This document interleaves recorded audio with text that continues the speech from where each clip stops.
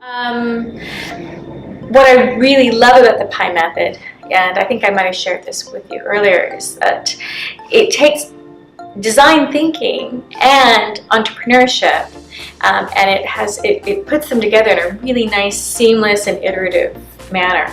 So a lot of times we teach one or the other, or we teach design thinking but it's primarily focused on entrepreneurship, or we teach a tiny little entrepreneurship wrapper at the beginning or the end of a design sprint. But this is a much better thought out. It's tested, it's validated, it's really much more complete. And I think it addresses gaps that we were already experiencing when we were teaching UX strategy or design thinking. Great watching them because this is, 2 days, which, fair enough. A design sprint or a hackathon is generally going to run something like that.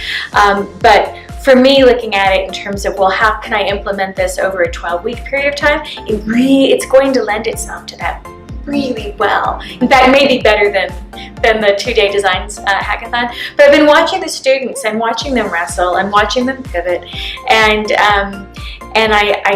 I can see learning happening, and several of them have already commented on what they're already getting out of this.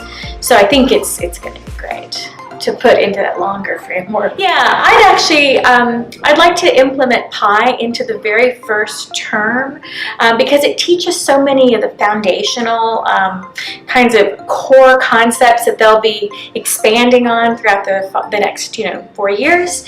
So we already teach design thinking in that first term in the first year. I think if we use the PI method as a way of introducing design thinking and entrepreneurship at the same time, social innovation and entrepreneurship at the same time, I think that'll be really valuable for our students as well. There's a lot of attention in the PI method to developing teams and team processes that gets lost, I think, a lot of times. And so it really brings in, a couple of things like team leadership, team management, team participation, as well as design thinking and entrepreneurship and social innovation. So all those are really important pieces, and they kind of need them for everything else they're going to do.